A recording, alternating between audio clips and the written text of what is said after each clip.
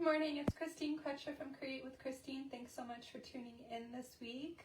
This week I have a super fun Emboss Resist, I'm going to call it Emboss Resist watercoloring card. I have done Emboss Resist before, but I haven't colored it this way before.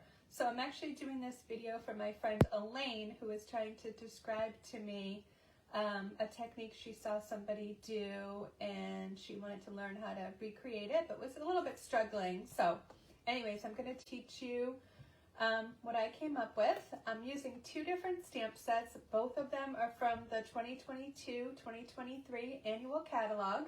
So I picked Amazing Silhouettes, and I'm going to use this big tall tree. I'm actually going to do kind of a fall inspired card for you today. So Amazing Silhouettes is on page 72 of the 2022-2023 annual catalog. And then I picked Beauty of Friendship for the sentiment down here in the corner that says friendships refresh the soul. So I was looking for a really cool sentiment so I can drop some of these in the mail tomorrow. Or actually, I don't even know if there is mail tomorrow because it's a holiday, so it might not go out till Tuesday. But here's the card I am going to make. Super simple, but the technique's a few steps, and I am going to be heat embossing, so it's going to be a little bit loud at times because I'm going to be heat embossing two different things. So good morning. Hey Kathy. Hey Jen. Thanks for tuning in. So actually, let me keep this here. I've got so many things on my desk. It's crazy. So anyways, I want to jump right in. I know it's a holiday weekend, and maybe this card will inspire you to take a drive to go leaf peeping, or maybe some of you are already away up in the mountains going leaf peeping this weekend. So I want to make sure I popped up, and let me see if I can find myself really quick in my feed here. Here I am. Okay, so,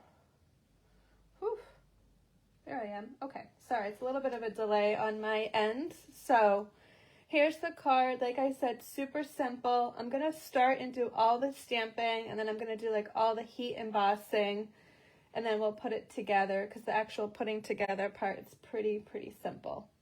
So let's get this out of the way. I'm going to start with the tree, the stamping of the tree. So I'm actually using watercolor paper. You can do this technique with shimmery white cardstock as well. So I have a piece of watercolor paper, and the first thing I want to do, because I'm touching it with my fingers and I'm going to be heat embossing, is that I got my little Potter Pal out of my Embossing Additions toolkit, and I just want to rub this on my cardstock. So I'm going to do this. Actually, why don't I do this for just both the pieces while we're here. I have a little piece of black, basic black cardstock that I'm going to do the same thing on. Let me bring it over here. So just rub this on the cardstock, and then let's stamp the tree first. And this tree is a big giant stamp. I'm using Versamark. So I have it mounted on a big giant block. I believe it's F is the largest block. So I don't use this one very much, but for a stamp like this, it really doesn't fit on our other blocks. Note to Stampin' Up. We need a block if you're going to keep this stamp set current. Whoops. Don't do that. I just Versamarked my table. So we're going to stamp this down. Now, this is a watermark ink, so it's going to look like there's nothing there. And trust me, it is there. So it will, the sentiment will show up a little bit better, but it looks like there's nothing there, and trust me, it's there. So I'm just going to put that to the side for a minute, get that stamp out of the way, bring over my Pierce mat, and just stamp my sentiment in Versamark too while we're here. Then we're going to heat up, we're going to put on white embossing powder next. So I want to make sure I get this nice and juicy and get a nice crisp, so I'm going to press and hold for a couple seconds. This sentiment I found can be a little bit persnickety, but it looks perfect. I can see the watermark a little bit better on the black. Put that to the side for a second. And I'm going to bring over my pal tray, which comes in the Embossing Additions Toolkit. And we're going to put all of our powder in here so it stays all in one place. And this is kind of makes it a little bit less messy. So very carefully picking up my watercolor paper. So this is I didn't mention this, I don't think, but this is the Fluid 100 watercolor paper. So it's a little bit heavier and thicker. So it really absorbs water when you're watercoloring. It's really great. I used a, let's see, 2.5 by 5 inch piece, and I'll put all the measurements below. And I almost picked up the wrong one, but I'm just going to double check that I have the white embossing powder. That's the one I want to use. I always say this, but the white and the clear look almost exactly the same. So I always try to double check that I have the right one. So I'm just going to dump my white embossing powder in my tray. And then I'm carefully from an edge going to pick it up and kind of just tap off the excess. I'm going to flip it over and kind of tap the excess and try to keep all the powder in the tray. The tray has a little knob at the end, and you can just funnel it back into your little container afterwards. So I'm getting some powder on my fingers, which I don't want. So if you end up with some powder someplace you don't want it, like I have some on the edge right here, I'm just going to try to get it back into the tray. But that looks pretty good. I have some flecks up here. And it's probably okay because I'm going to watercolor over this, so I'm really not as concerned about it. But if you can try to get some of those extra little pieces there. Okay, I'm going to very carefully set this aside and do my black.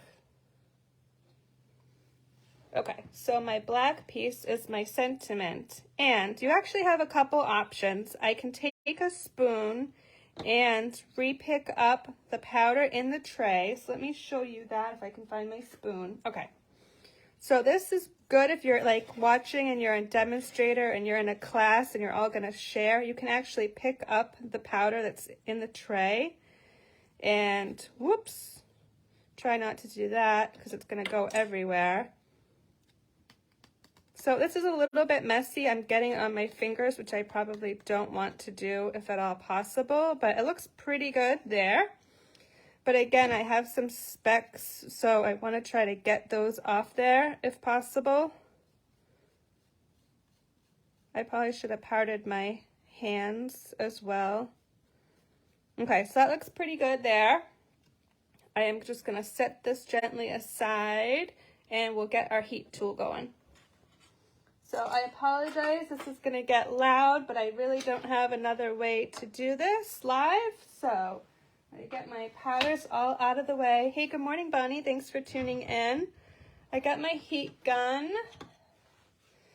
And let's do let's get my ceramic tweezers that come in the Embossing Additions kit. Let's do the large piece first.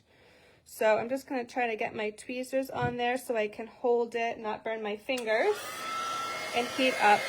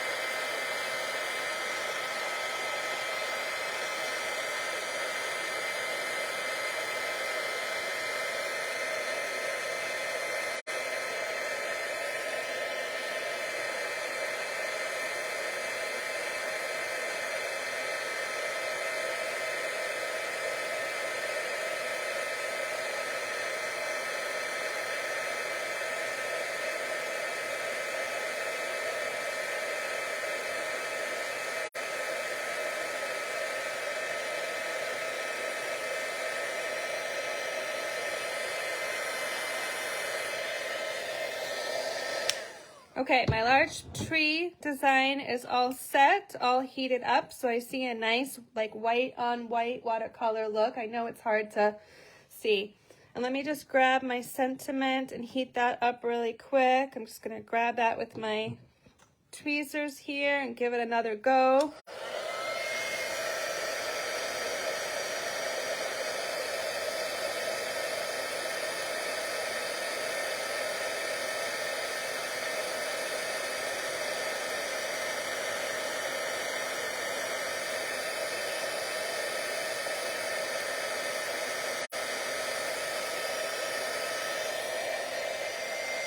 Okay, the white on the black is really crisp. It's such an awesome contrast. I see Bonnie saying, I love embossing. It's so magical. It is pretty magical. I really need to emboss more.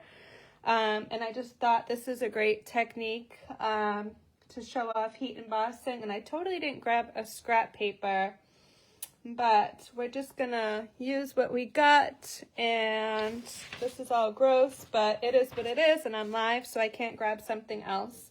So let me turn it, try to see if I can turn it this way. I think this will work.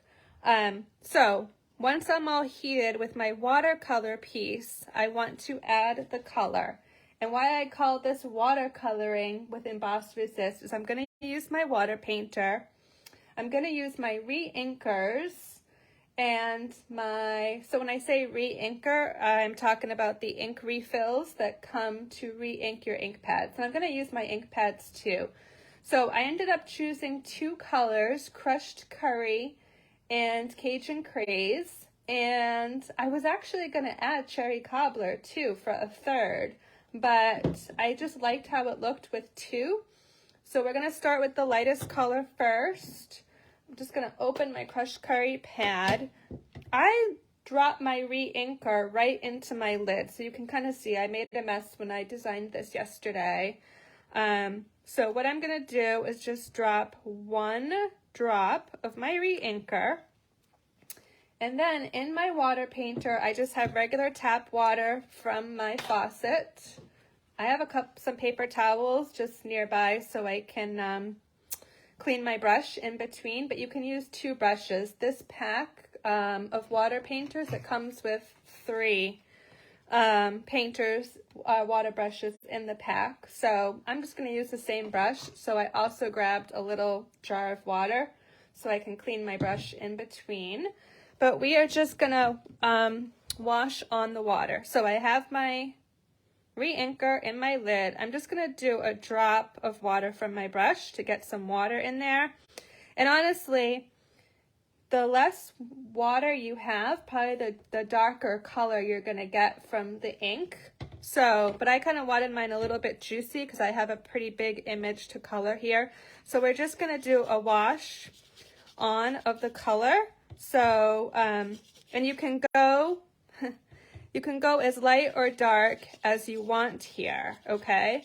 So have some fun. I think every time I've done this, it's looked a little bit different. Sometimes I've gone dark at the top. Sometimes I've gone dark a little bit further down. So we're just trying to get some of the crushed curry on here. And the watercolor paper, the Fluid 100 watercolor paper, is really forgiving.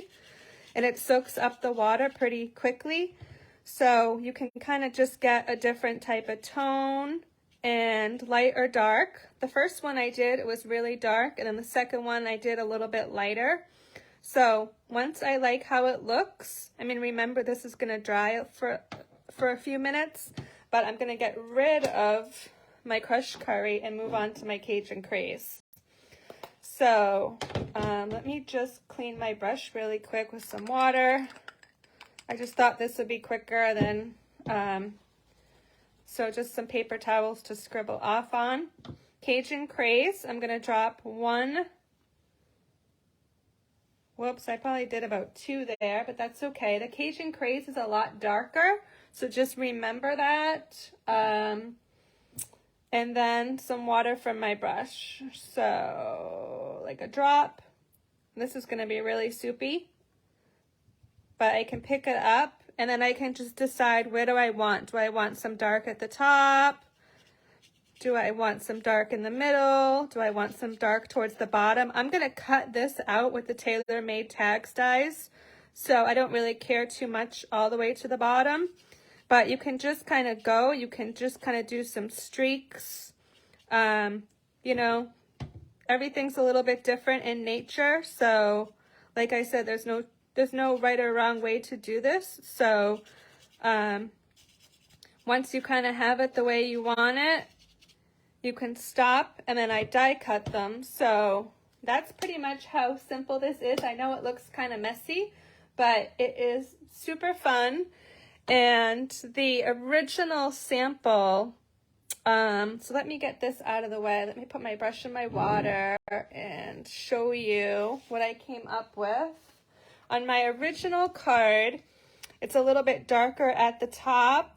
And then I do have some streaks of yellow, but the colors all kind of meld together after they dry. So I get a lot of like the oranges and some yellows and some darkers. So that's why I ended up going with just the two colors, Crushed Curry and Cajun Craze. And I was going to add some cherry cobbler as well. So I decided against adding the cherry cobbler.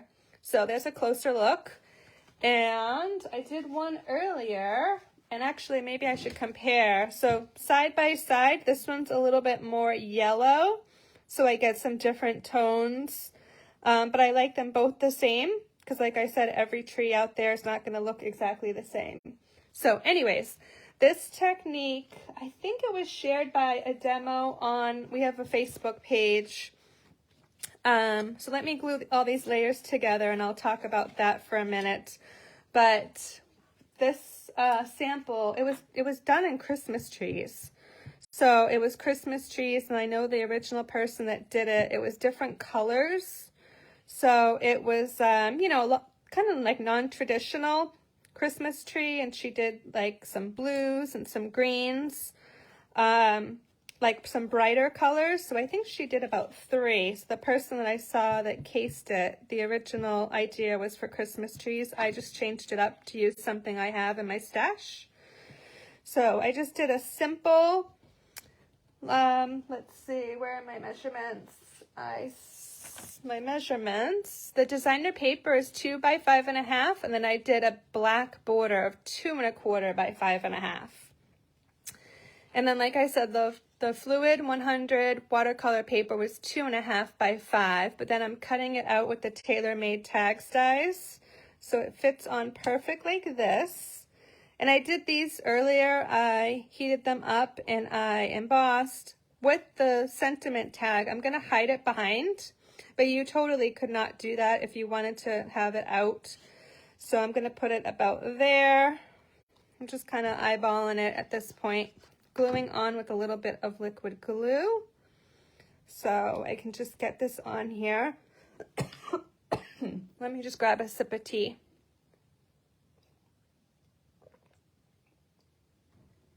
Let me know if you have any fall colors in your neck of the woods yet. We're starting to get some, but in northern New England, it's probably a little bit nicer now. So I'm just going to cover up the hole. And just using some liquid glue to put this on. Nice technique. Such a fun technique. Thanks for sharing. Oh, thank you, Bonnie. I've got 2 Bonnies. Bonnie with an IE and Bonnie with a Y watching. Hi, Bonnies. Hi, Elaine. Good morning. I hope you're taking notes so you can create this when you get back home. And nice technique, Kathy. Thank you so much. And then just to finish it off, I put a classic matte dot right at the top where the hole is in the tailor-made tag die. So let's just get that on with a take your pick tool. So let me know if you're doing something fun fall for the weekend. I actually took tomorrow off. Really needed an extra day off, and we don't have tomorrow as a holiday, so yay for a long weekend. So tons of trees turning in your area. Yeah, I would think that out in New York. Awesome. So that's my project for this week. Just a couple announcements really quick before I sign off. Next week, my live is going to actually be an hour earlier. So I'm going to come live at 9 a.m. on Sunday next week and do a fun fold project for you.